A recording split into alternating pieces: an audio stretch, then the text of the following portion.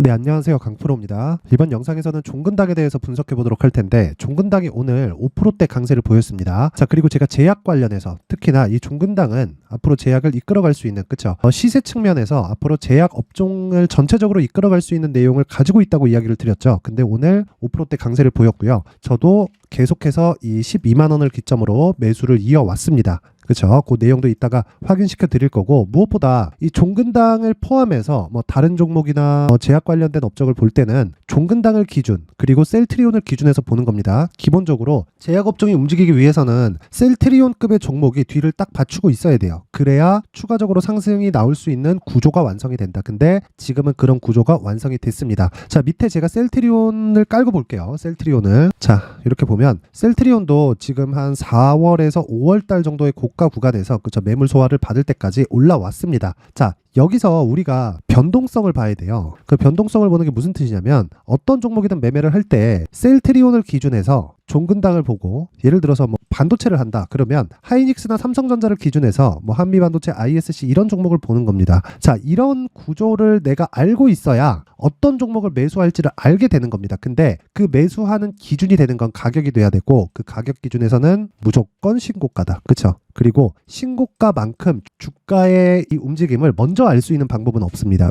자, 생각해 보세요. 이번에 기술 수출 이슈가 붙었죠. 기술 수출의 규모가 1.7조입니다. 1조 7천억. 그쵸? 근데 종근당의 시가총액이 1조 5천억이에요. 그쵸? 자, 근데 종근당에서 지금 하고 있는 연구 중인, 그쵸, 진행 프로젝트가 합성 신약 쪽에서 CKD 943, CKD 516, 506, 508, 그쵸, 이렇게 있고 510, 요번에, 그쵸, 요번에 1.7조에 팔린 거죠. 그쵸? 팔린 게 요 내용이고, 그리고 CKD 512가 또 있습니다. 물론 다 분야가 다 달라요. 뭐 통증, 소양증, 대장암, 자가면역. 자가면역이 뭐냐면 세포치료제를 CAR-T라 그러는데 CAR-T하고는 조금 다르고요. 3세대 항암제라고 보면 됩니다. 자, 그러면 CKD 506도 항암 쪽이고요. 그쵸? 그리고 CKD 510은 암도 포함이 됩니다. 여기도. 그리고 CKD 512는 여기 암이라고 써놨으니까 암이라고 보시면 되고, 근데 자, 보세요. 굳이 3상을 통과하고 그 FDA의 승인을 받을 필요가 없습니다. 그쵸? 그 어느 정도의 성과를 보여주면 되는 거예요. 물론 가시적인 성과를 내야겠죠. 그 성과까지만 나오면 매각이 된다는 걸 증명을 했다. 근데 이걸 종근당에서 증명을 한 게 아니라 한미약품에서부터 증명을 했습니다. 그리고 한미약품이 1조 원 규모의 기술 수출로 인해서 2015년도에 5천억부터 고가가 거의 한 10조 가까운 이 가격대까지 상승을 했습니다. 자, 그러면 이 기술 수출에 대해서 이 시장이 인정하는 그 주가 상승의 폭이 굉장히 넓다는 거예요. 근데 그게 한계가 아니라는 거죠.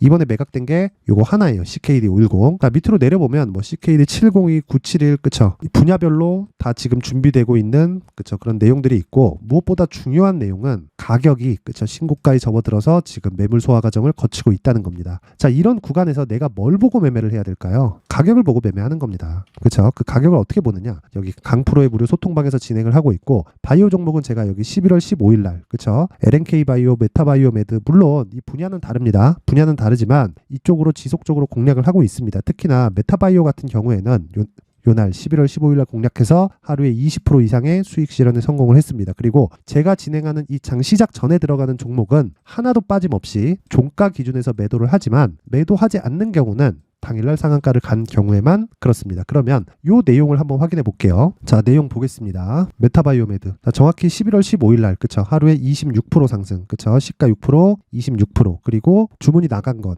그쵸, 매수 신호가 나간 건 오전 8시 50분이죠. 11월 15일. 자, 이렇게 매매가 진행이 된다. 자, 그렇다는 건 신고가에서 제가 지속적으로 추적을 해왔다는 거죠. 자, 그랬을 때, 그쵸, 60일 이평을 돌파해서 갭이 발생하는 그 순간 매수할 수 있는 가격을 잡지만 시가 저가로 하루 종일 상승 마감한다. 근데 상한가 갔을 경우에는 보유하고 끝. 그쵸? 근데 오늘은 종근당 이야기를 드리고 있으니까, 자, 보세요. 계속해서 제가 이야기를 한 내용, 내용 확인해 보면요. 자, 종근당, 그쵸? 오늘 올라가서 제가 11월 21일 날, 그쵸, 이번 화요일 날에도 종근당 매수해라 계속 이야기를 한 거예요. 종근당 3% 상승 12만 원까지 올라왔습니다. 이게 종근당 관련해서는 제가 몇 번째 계속해서 사라고 이야기를 했는지 모르겠습니다. 하도 많이 이야기를 해서. 자, 보세요. 요 날이에요. 요 날 11월 21일. 자, 보세요. 종근당 3% 상승 12만 원까지 올라왔다. 12만 1000에서 2000원 선에서 단기 저항권이 있지만 하루면 극복된다. 그리고 나서 오늘 어떻게 됐습니까? 월, 화, 수, 목 오늘 5% 상승. 그쵸? 고가 여기 소화 구간만 딱 지나면 추가적으로 상승 가능하다. 물론 흥국증권에서 종근당의 목표 주가를 15만 원으로 제시했는데 자 생각을 해보세요. 시가총액이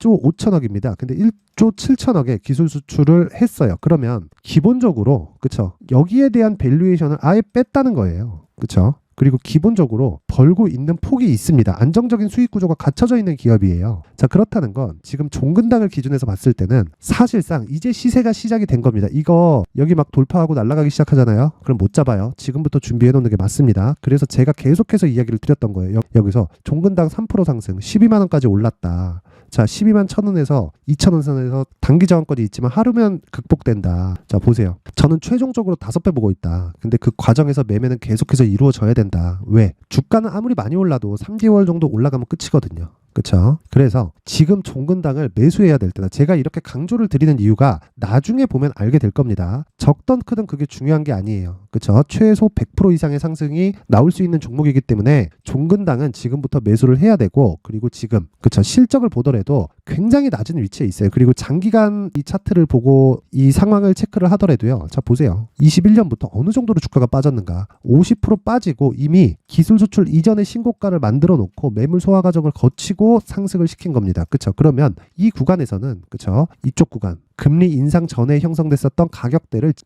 그쪽 구간에서의 이 매물 소화 과정을 거치고 있는 그런 과정입니다. 그렇죠? 그런 부분을 제가 강프로의 무료 소통방에서 진행을 하고 있으니까 종근당 관련해서 내가 가격대를 한번 제대로 잡고 싶다 또는 아까 전에 제가 보여드렸다시피 시초가 기준에서 단기 매매를 하면서 5에서 10% 정도의 수익을 꾸준히 한번 내보고 싶다 하시는 분들은 영상 상단에 있는 전화번호로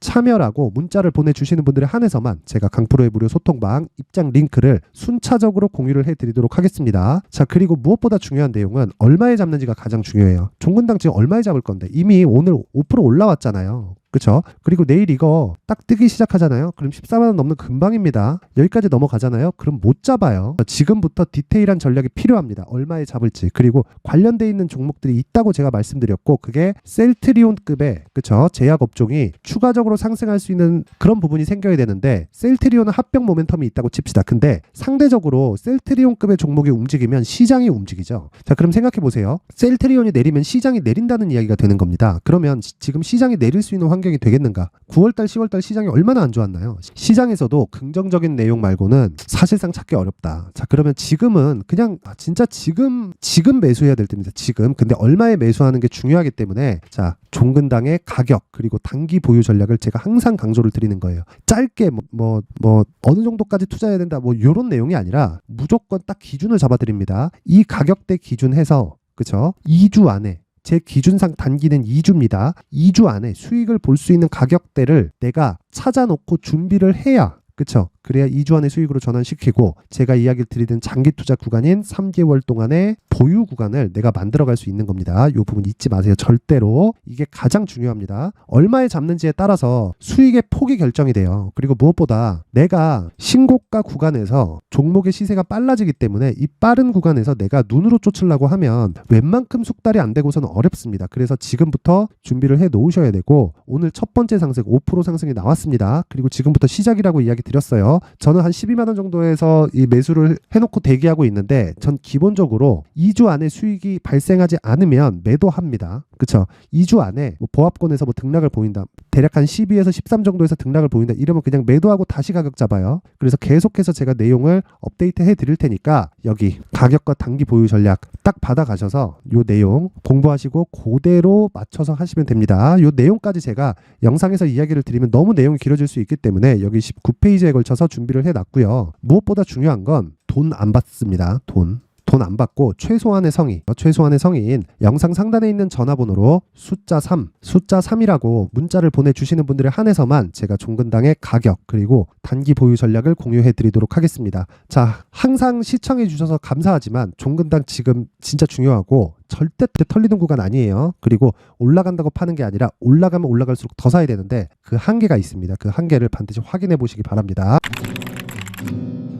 자, 이제 23년도 다 끝나가지만 매매를 하시면서 스트레스를 받으시는 분들이 있을 수 있습니다. 시장이 항상 그렇긴 하지만 그래도 제 구독자분들과 시청해주시는 분들을 위해서 앞으로 차기 주도주가 될 수 있는 대시세 종목을 준비를 해왔습니다. 단타나 짧은 수익만을 쫓다 보면요, 잦은 손절로 계좌가 망가지는 건 순식간이고요. 그만큼 수익하고는 거리가 멀어지겠죠. 장기간 유지하기가 어렵기 때문입니다. 결과적으로 주식시장에서 돈을 벌기 위해서는요, 어떤 계기를 만들어야 되는데 그 계기는 한 종목에 비중을 실어서요, 수익을 보는 것 말고는 없습니다. 쓸데없이 잦은 매매를 하지 말라는 이야기고요. 그리고 한 종목에 비중을 실을 수 있어야 된다는 겁니다. 그런데 이 비중을 실는 과정에서 성장 산업군에 대한 이해가 필요하다는 겁니다. 이 부분을 반드시 기억을 하셔야 돼요. 자, 이런 성장 산업에 대한 구조와 제가 앞서 말씀드렸던 신고가 그리고 선반영 구조에 대해서 이해를 했을 때 이런 매매를 할 수 있게 됩니다. 2월 7일 강프로의 대시세 종목으로 에코프로 매수가는 17만원 이에서 진행이 됐고요. 그리고 목표가는 50만원부터 자율 매도 구간으로 잡았죠. 예상 수익 범위가 200% 이상으로 되어 있는데 신고가 이후에 선반영 평균치가 200% 이상이기 때문에 그렇습니다. 자, 그런데 에코프로가 2차전지 양극재 기업이죠. 2차전지 양극재는 친환경이라는 범주 안에 속해 있다고 보시면 됩니다. 근데 제가 항상 이야기를 드리죠. 시세는 항상 연결된다고요.